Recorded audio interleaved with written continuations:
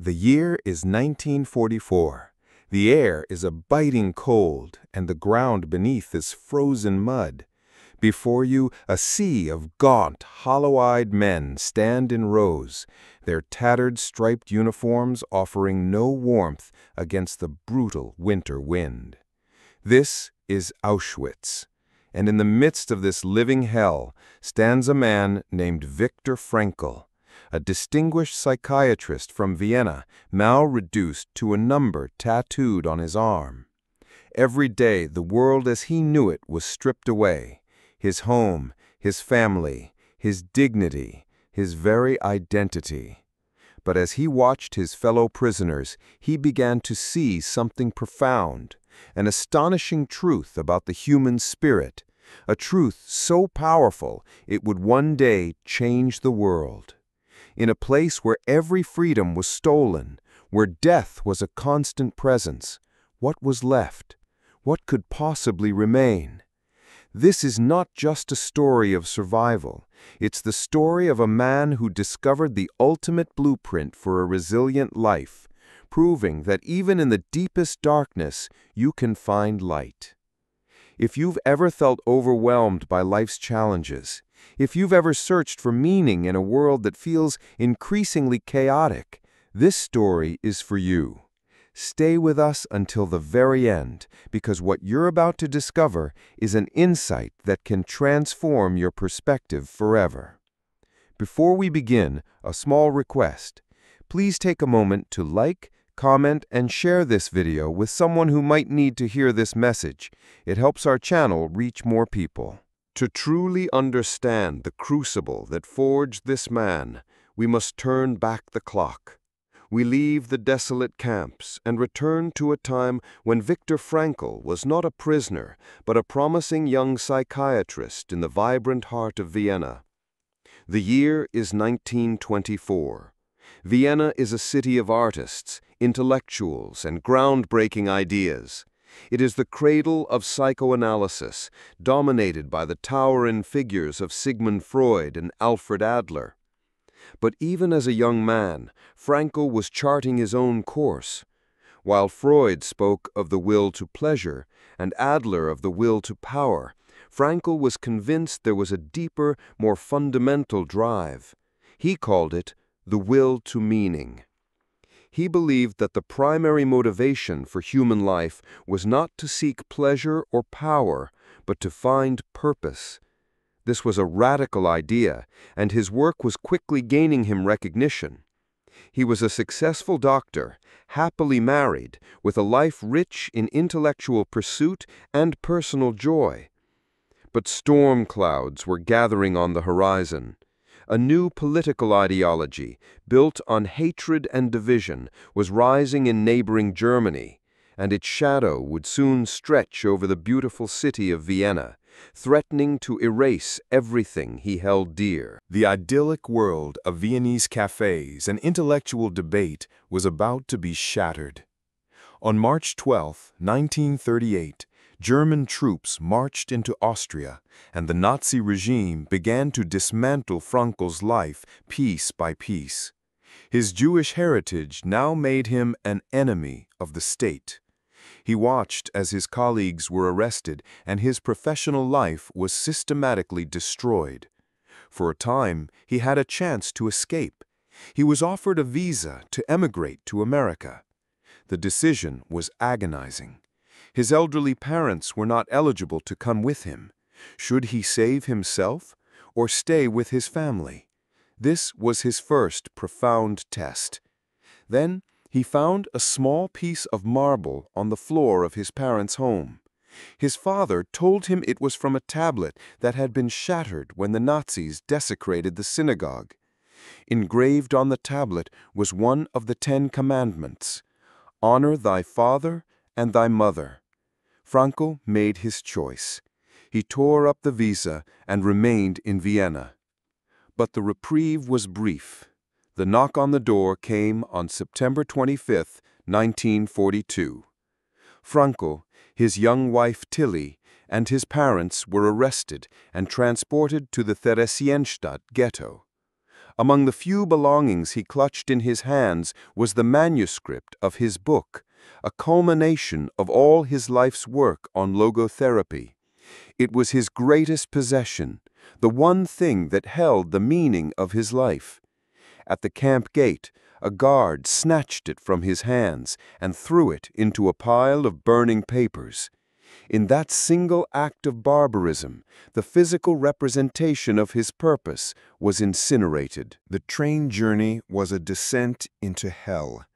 Crammed into cattle cars with hundreds of others, they were transported for days with little food or water, the stench of fear and despair thick in the air.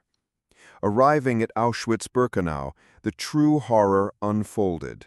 Under the harsh glare of floodlights, SS officers barked orders, separating families with brutal efficiency. He watched in horror as his pregnant wife, Tilly, was directed to the left, towards the gas chambers. He would never see her again. His parents, too, were lost in the chaotic sorting process. Stripped of their clothes, their hair, and their names, they were reduced to mere numbers. In this dehumanizing environment, survival became a moment-to-moment struggle. Days blurred into a monotonous cycle of forced labor, starvation, and the constant threat of death.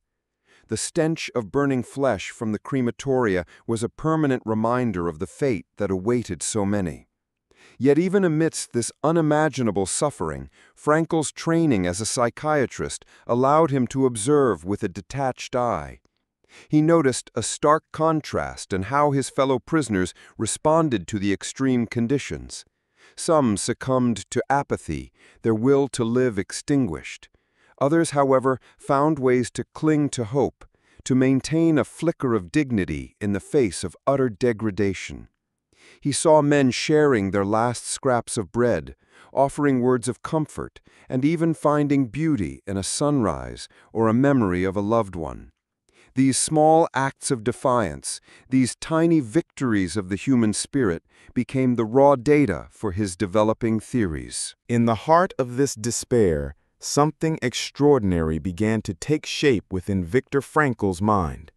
One particularly bleak morning, as he was marched to a work detail in the biting cold, he forced himself to think of his wife. Not just her image, but their conversations, their shared laughter, the profound connection they had. In that moment, he experienced a profound sense of her presence, as vivid as if she were standing beside him. It was then that a powerful realization struck him. Even though he didn't know if she was alive, even though their physical connection was severed, their love, their spiritual bond remained untouched by the brutality of the camp. This love, he realized, was the deepest meaning of his life, a meaning that no one could take away from him. It was in this moment of profound inner connection that Frankl grasped a fundamental truth about human existence. He understood that everything can be taken from a person but one thing, the last of the human freedoms, to choose one's attitude in any given set of circumstances, to choose one's own way. Even in Auschwitz, stripped of everything, the prisoners still possessed this ultimate freedom.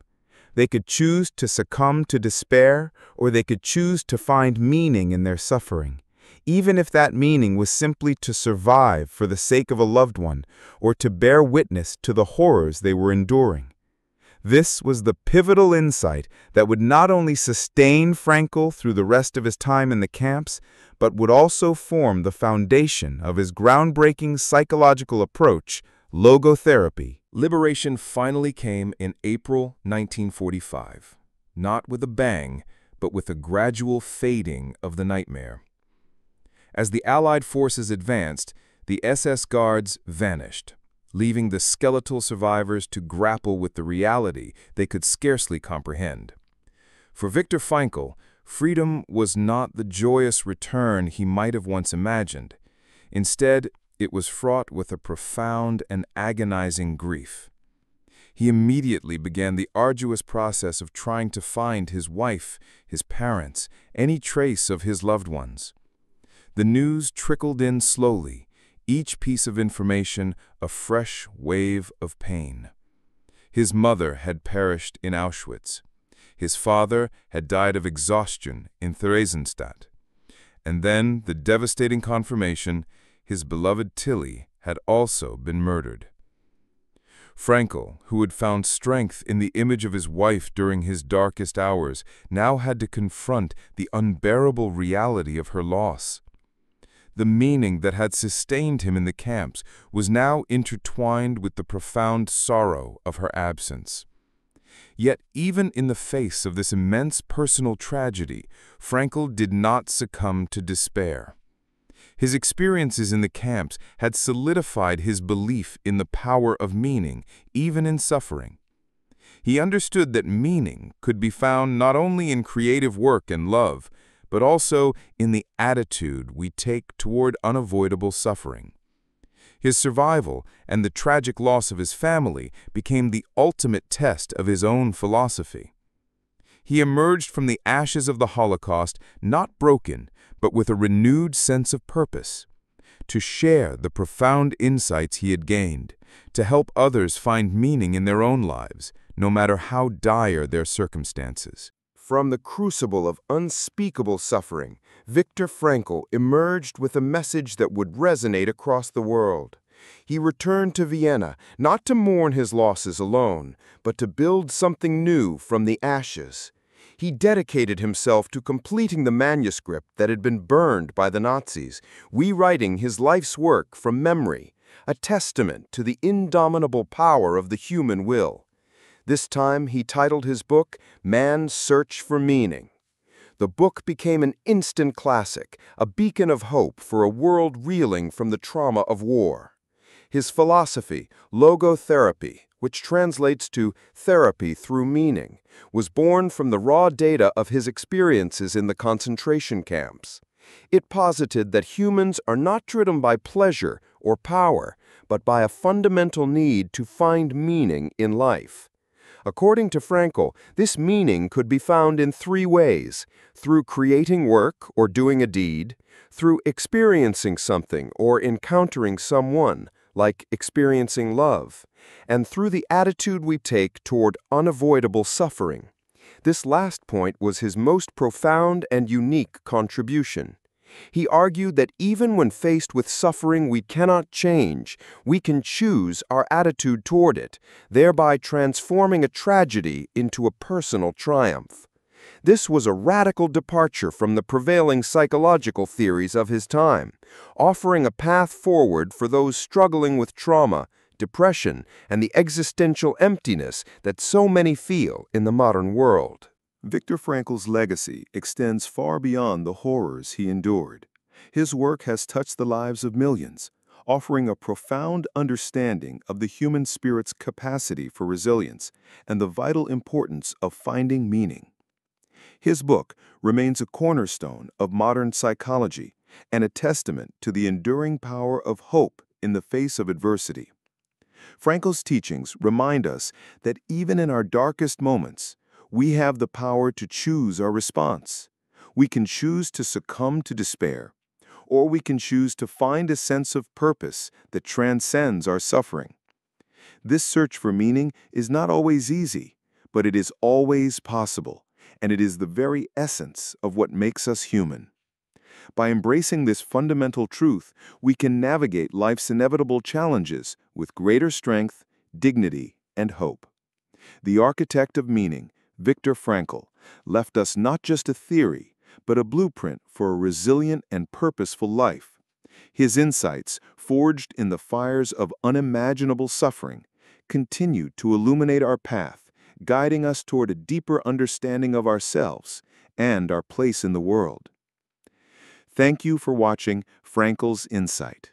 If you found this video insightful and inspiring, please give it a like, share it with someone who might benefit from this message, and subscribe to our channel for more profound explorations of life's most important questions.